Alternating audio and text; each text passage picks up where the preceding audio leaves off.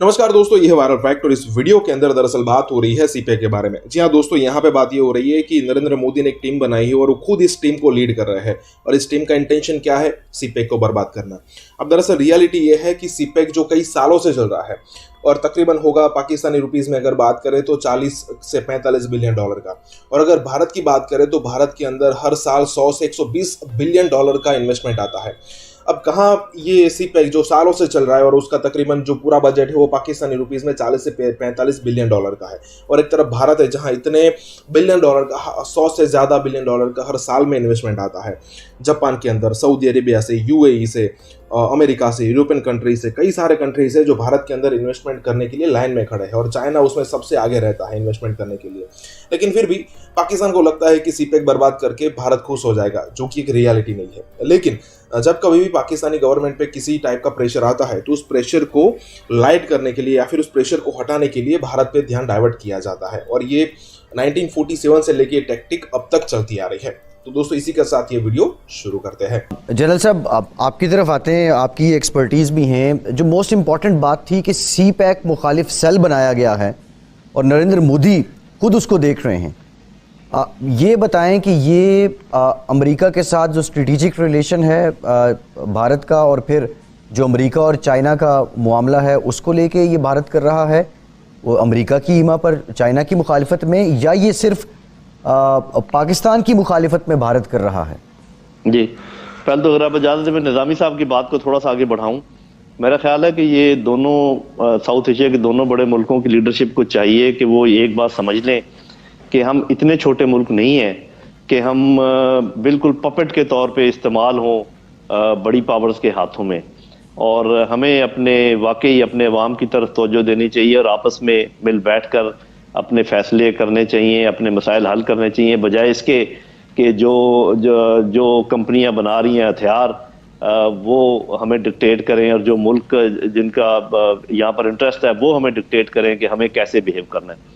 इसी से रिलेटेड आपका सवाल है कि ये जो इंडो अमेरिकन नेक्सस है, इसकी वजह है या जो भी है, मेरा अपना ख्याल ये है, मेरा अपना अंदाज़ा ये है कि इंडिया इस इंडो अमेरिकन नेक्सस से टेम्परेरी फ़ायदा उठाएगा, जिसमें बहुत सारी चीज़ें हैं, टेक्नोलॉजी है, अपने आप को न्यूक्लियर उसमें शामिल रखना है एक्सपोर्ट ग्रुप में, उसके अलावा अपने आप को जितनी भी पाबंदियां हैं उनसे दूर रखना है, और पूरा फ़ायदा उठाना है टेक्नोलॉजी के पॉइंट ऑफ व्यू से, मिलिट्री हार्डवेयर के पॉइंट ऑफ व्यू से, इकोनॉमी के पॉइंट ऑफ व्यू से, और वो ये फ़ायदा उठा लेंगे मेरे ख्याल अगले 3, 4, 5 सालों में। उस वक्त तक ये डिली डाली करते रहेंगे, शो करते रहेंगे कि ये खड़े हुए हैं चीन के खिलाफ और ये चीन को ऐसी की तैसी कर देंगे, लेकिन असल में ये सारा पोटेंशियल इस्तेमाल करेंगे पाकिस्तान के खिलाफ और कोशिश करेंगे कि कश्मीर का मसला वो अपने उसके मुताबिक हल कर लें जो उनके जहन में इसका तरीक़ाकार है।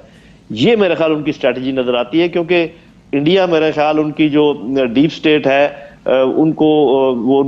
वो काफ़ी अरसे तक आपको पता है वो नॉन अलाइंड रहे हैं, उनको बड़ा अच्छा तरीका आता है ये काम खेलने का। हमें अलबत्ता ज़रा ध्यान करने की ज़रूरत है कि हम कैसे अपने आप को आगे लेकर जाते हैं, और वो अभी जो ब्लॉक है हमारा, या ब्लॉक ना भी अगर हम कहें, हमारी alignment China, Russia, Turkey, Iran, central Asian countries इनके साथ बनती है, या फिर अमेरिका, मिडल ईस्ट और कुछ यूरोपियन कंट्रीज़ के साथ बनती है, या फिर हमें एक बैलेंस जो है वो क्रिएट करना है, जो कि कोशिश पूरी यही होनी चाहिए, जो मैं तीसरी बात कर रहा हूँ।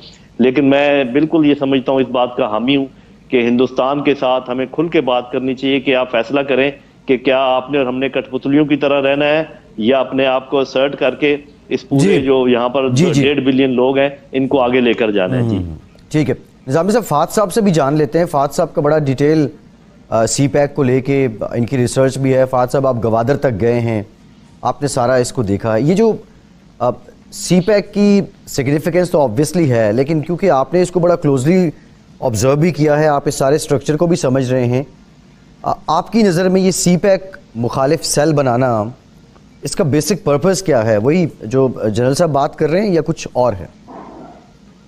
नहीं, जनरल साहब बिल्कुल दुरुस्त कह रहे हैं। देखिए, जो सीपेक का ये पूरा प्रोजेक्ट है, या जो बेल्ट एंड रोड इनिशिएटिव है चाइना का, इसके बारे में तो ये कहा जाता है कि ये इस वक्त एक पूरी जनरेशन में इससे बड़ा और एम्बिशियस एक ग्लोबल प्रोजेक्ट जो है वो पहले नहीं आया। और ये एक ऐसा ग्लोबल प्रोजेक्ट है जिसकी बुनियाद पे चाइना की जो डोमिनेशन है ग्लोब की और दुनिया की और आलमी सियासत की, वो अब बहुत हद तक नजर आ रही है। और ये जो प्रोजेक्ट है ये इंडिया को बहुत हद तक बाईपास कर रहा है। तो इसमें तो कोई शक नहीं है कि इंडिया को ये नजर आ रहा है कि अगर ये प्रोजेक्ट टेक ऑफ कर जाता है और जो पूरी रीजनल कनेक्टिविटी है वो उस तरीके से उसके लिंकेजेस बन जाते हैं और पाकिस्तान की जो कनेक्शंस हैं, जो डीपर लिंकेजेस हैं चाइना के साथ, वो और ज्यादा मजबूत हो जाते हैं और उससे प्रॉस्पेरिटी आनी शुरू हो जाती है। तो जाहिर बात है कि इंडिया जो है वो डिसएडवांटेज पर है। तो उसमें तो कोई शक नहीं कि इंडिया पूरी कोशिश करेगा। और जितनी रिपोर्ट्स हमें मिलती हैं, जो हम पढ़ रहे हैं, यानी कोई ओपन सोर्स मटेरियल भी अगर आप देखें तो उसमें नजर आता है कि इंडिया जो है वो बिल्कुल क्लियरली जो है वो इस प्रोजेक्ट के खिलाफ है। तो ये बात तो दुरुस्त है। कुलभूषण यादव का भी जो रोल है वो बहुत हद तक इधर से ही नजर आता है। लेकिन उसके साथ साथ मेरे ख्याल में इंपॉर्टेंट चीज एक और भी है, वो ये कि जो आपने जिक्र किया, जो अभी प्रेस कॉन्फ्रेंस हुई है फॉरेन मिनिस्टर की और DGISPR की, जो शवाहिद हमारे सामने लेके आए वो बड़े ठोस शवाहिद हैं। इशू सिर्फ मुझे ये है कि ये इस तरह का एविडेंस जब हम सामने लाते हैं तो क्या हम जो पब्लिक ओपिनियन है और जो दुनिया में जो इंपॉर्टेंट प्लेयर्स हैं, क्या हम उनको ये बावर कराने में कामयाब हो रहे हैं कि ये इंडिया का इस तरह का रोल है, वो स्टेट स्पॉन्सर ऑफ टेररिज्म है।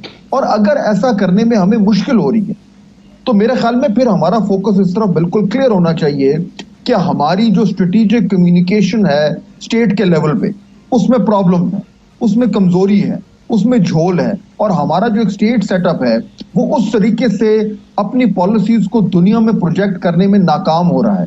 अगर हो रहा है तो फिर क्या वजह है? मेरे ख्याल में ये एक निगलेक्टेड सेक्टर है, हमने इस पे अटेंशन कम दिया है। और आज की दुनिया में जहां पे कम्युनिकेशन जो है वो क्रिटिकल एलिमेंट है, मेरे ख्याल में हमें इस पे बहुत ज्यादा जोर देने की। निजामी साहब, ये इजलास, ये मीटिंग्स तो हो रही हैं, लेकिन जो फहद साहब ने ब्रेक से पहले बात की कि जो हुकूमत और इदारे अगर एक पेज पर हैं और हमारे पास इतने ठोस शवाहिद भी मौजूद हैं, हमने कश्मीर के मामले पे भी देखा कि बरादर इस्लामी ममालिक भी हमारे साथ मौजूद नहीं थे।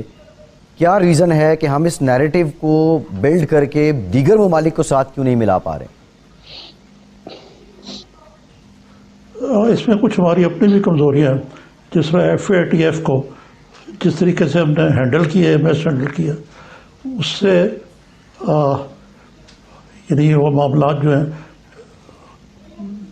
संवरने के बजाय बिगड़ते चले गए।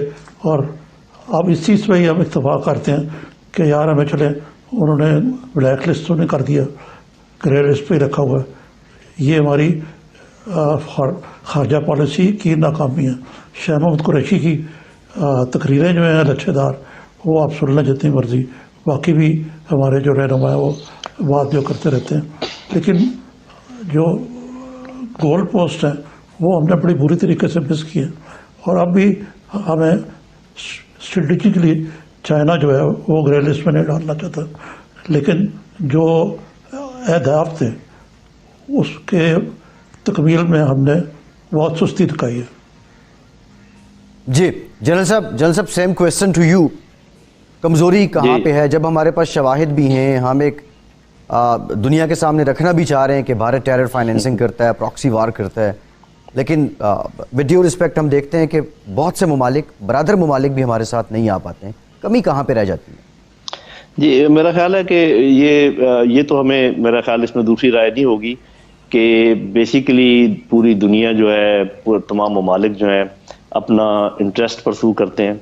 और जब इंटरेस्ट की बात आती है तो आप अच्छी तरह समझते हैं कि इसमें इकोनॉमिक इंटरेस्ट बिल्कुल सबसे ऊपर है और बाकी इंटरेस्ट बाद में आते हैं। तो मैं ये फहद साहब की बात से एग्री करूंगा, जिसको ये स्ट्रेटेजिक कम्युनिकेशन कह रहे हैं। एक्चुअली वो एक तो कम्युनिकेशन है ना कि बातचीत करना, ज़्यादा कांटेक्ट रखना और अपना बयानिया समझाने की कोशिश करना, this is one aspect of communication. दूसरा ये है कि दूसरे लोगों के स्टेक्स बिल्ड करना और अपने जो आपके पास पोटेंशियल है उनको लीवरेज करना। इन दो चीज़ों में हमें प्रॉब्लम हुआ है, ये जो मैंने बाद में दो चीज़ों का जिक्र किया है। एक तो हम लीवरेज नहीं कर पाए हमारा जो भी पोटेंशियल है।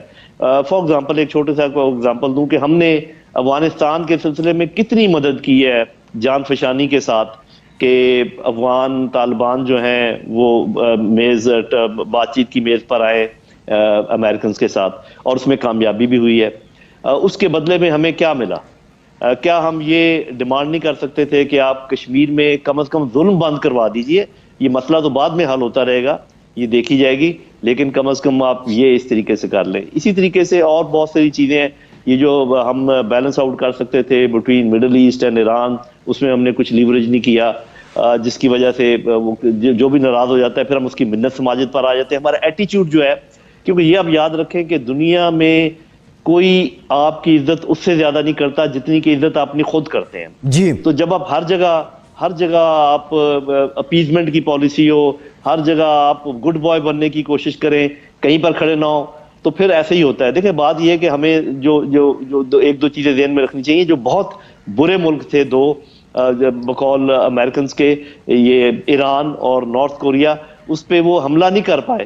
اس پہ ضرور سوچنا چاہیے کہ اس کی کیا وجہ ہے، اور ہمیں اتنا دبایا ہوا ہے، ہم ریئیکٹ نہیں کر پائے۔ میں یہ بات مانتا ہوں جو نظامی صاحب کہہ رہے ہیں کہ ہم وہ اتنا کام مستدی سے نہیں کر سکے ایف اے ٹی ایف کے سلسلے میں، لیکن ہم جتنا بھی کام کر لیں آپ الٹے لٹک جائیں، لیکن جب تک آپ پولیٹیکلی الائن نہیں کریں گے اپنے آپ کو صحیح طریقے سے، اور اپنے آپ کو لیوریج نہیں کریں گے، ایف اے ٹی ایف سے آپ نہیں نکل سکتے، آئی ایم ایف کے چنگل سے آپ نہیں نکل سکتے۔